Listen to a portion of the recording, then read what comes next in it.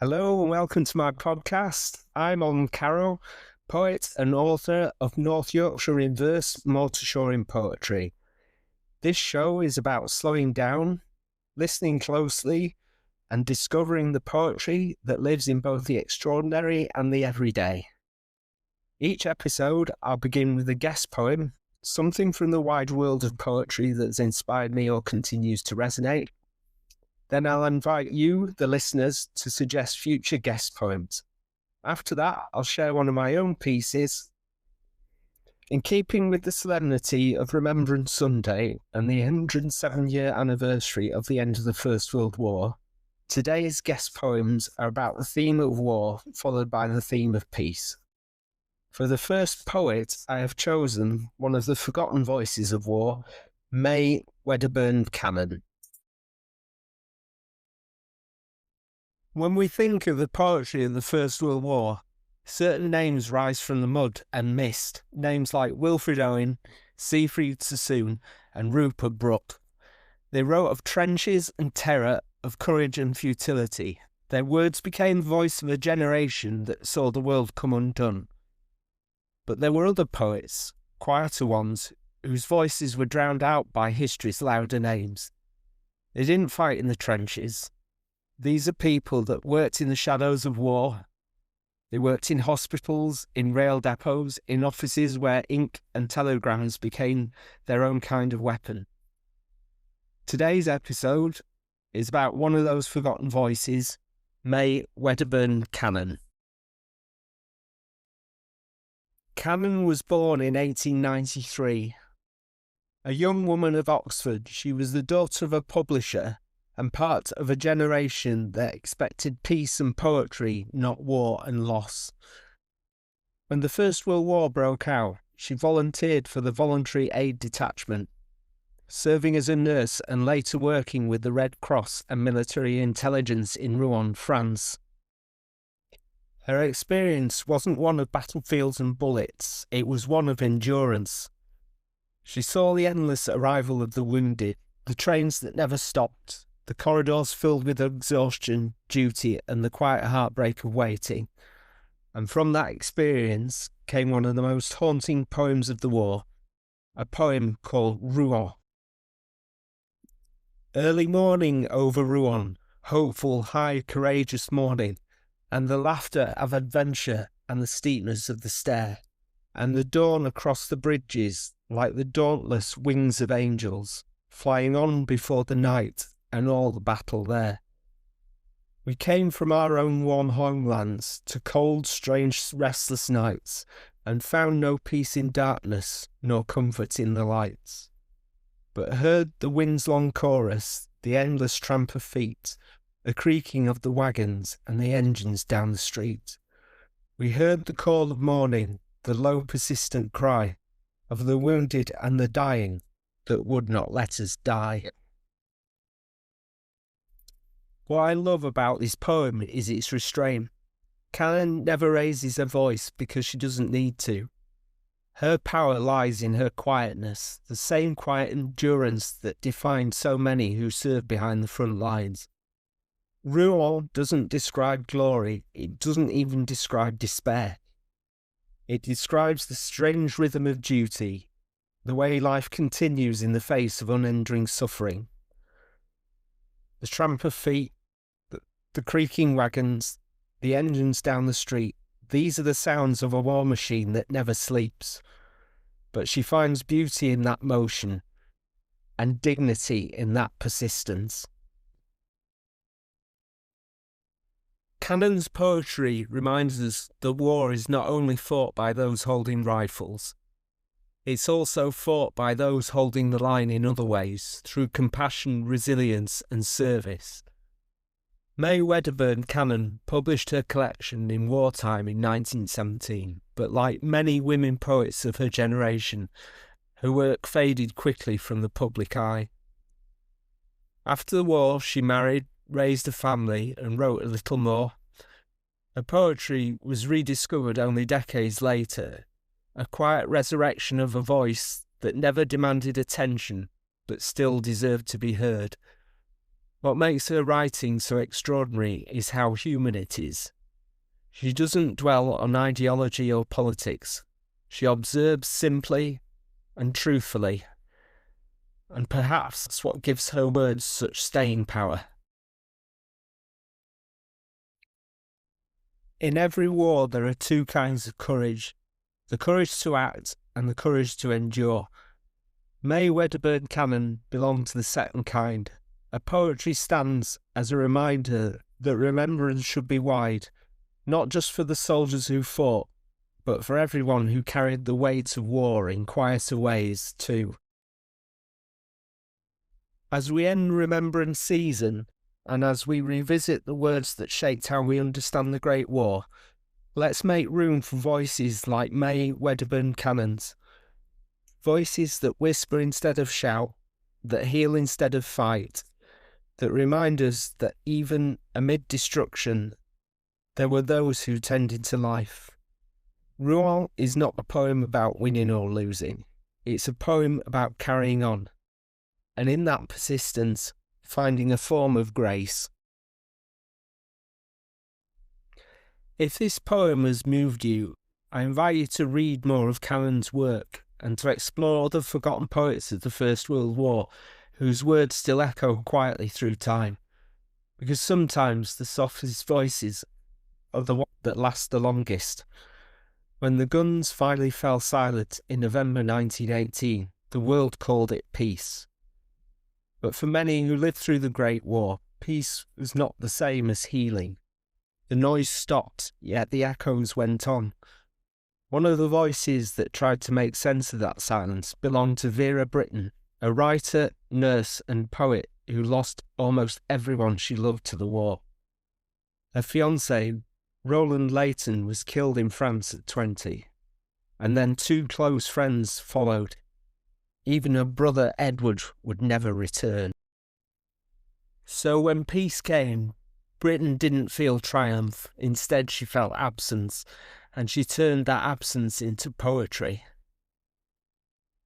Today we're listening to Perhaps, a poem Vera Brittain wrote after the war for Roland, the man she would never marry. It's about grief that must learn to live alongside time, and the faint hope that one day peace might mean remembering without breaking. Perhaps, by Vera Brittain.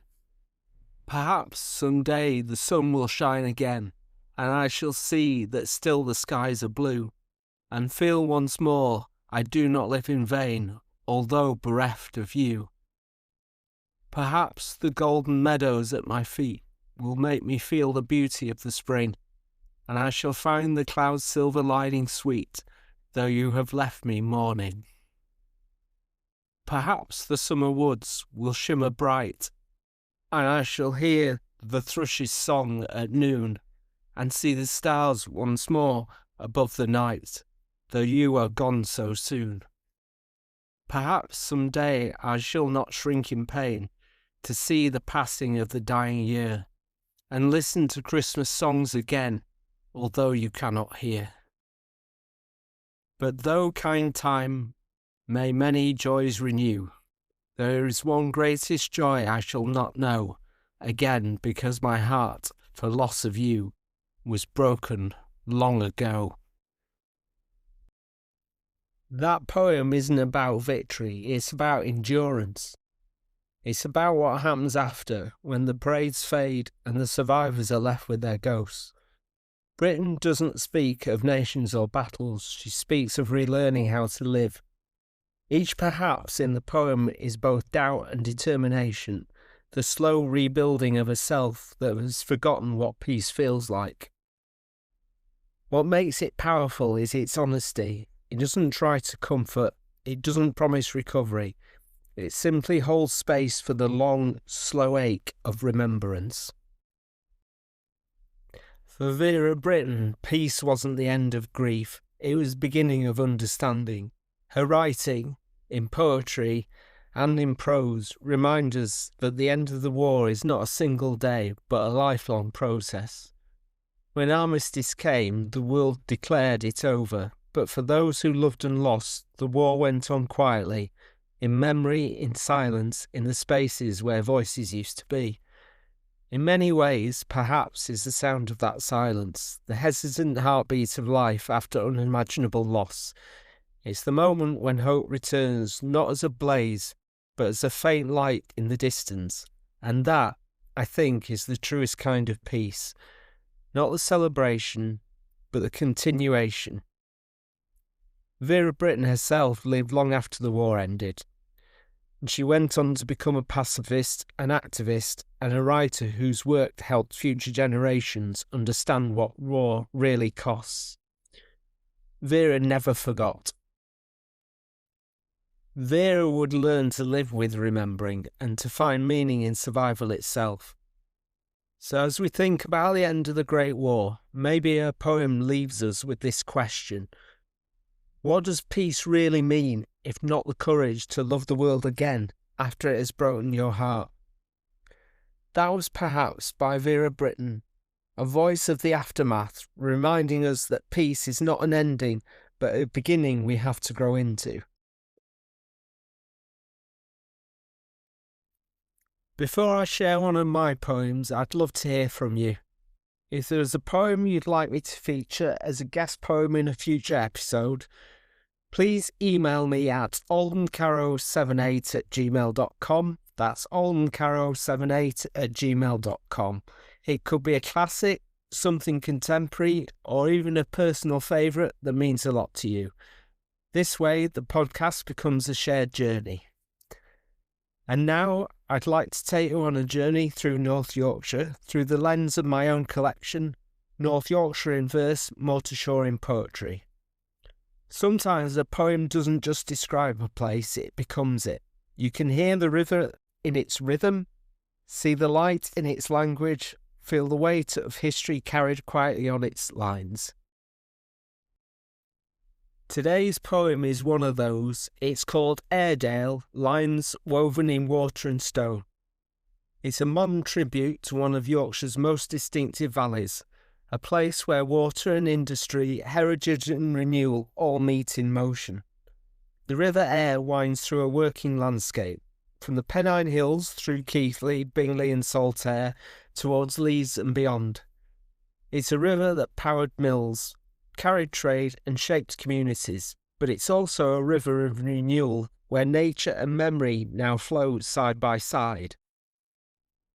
Airedale, lines woven in water and stone.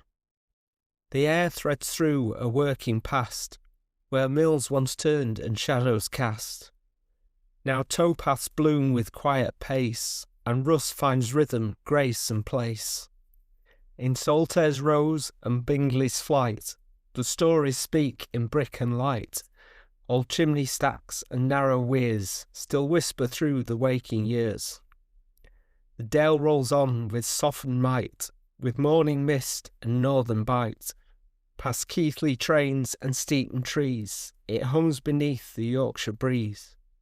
Here pride runs deep through thrift and trade, where calloused hands and craft were made. The spirit holds through shift and song. Airedale stands tall and sings along.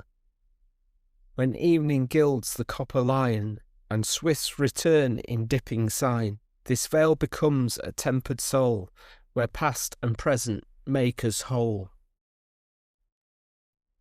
That's a beautiful poem, simple, grounded and full of rhythm. It reads like the river itself, steady, working, unhurried. What stands out first is the music of the poem. Each stanza flows with measured, almost mechanical balance, a deliberate echo of the mills and looms that once filled this valley with sound. But instead of noise, we have harmony. The rust finds rhythm, the towpaths bloom, and even decay becomes part of a living cycle.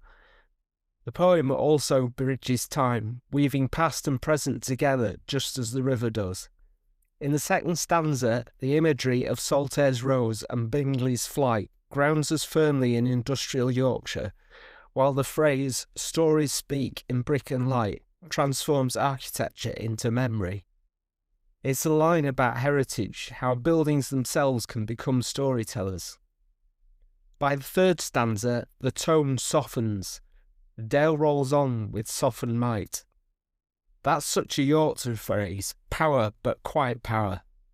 There's resilience here but also humility. The people and the landscape share the same endurance, the same sense of purpose without pretense. In the fourth stanza, the poem celebrates labour. Here pride runs deep through thrift and trade, where calloused hands and craft were made. It's both a homage and an affirmation. Airedale as a symbol of honest work, of making and mending, of effort turned into identity. Finally, the poem closes with a kind of benediction. This vale becomes a tempered soul, where past and present made us whole. It's an image of reconciliation between old industry and new life, between history and the present moment. That phrase, tempered soul, is perfect. The word tempered recalls both steel and patience, strength born from heat and endurance. So Airedale isn't just a landscape poem, it's a poem about continuity, how a place keeps its character even as it changes. Water runs where wheels once turned, and the air still hums with echoes of industry. The people who walk those paths inherit something of the same rhythm. It's a reminder that heritage isn't static. It moves, it adapts, it breathes, just like the river Aire itself. So that was Airedale, lines woven in water and stone. It's a celebration of a Yorkshire valley that's not just remembered, but lived every day, in every working hand and turning tide. So thank you for joining me on this journey. Remember to send your poetry reading requests to aldencarrow78@gmail.com. That's aldencarrow78@gmail.com. Until next time, may you find poetry in the everyday, and see you again next Wednesday.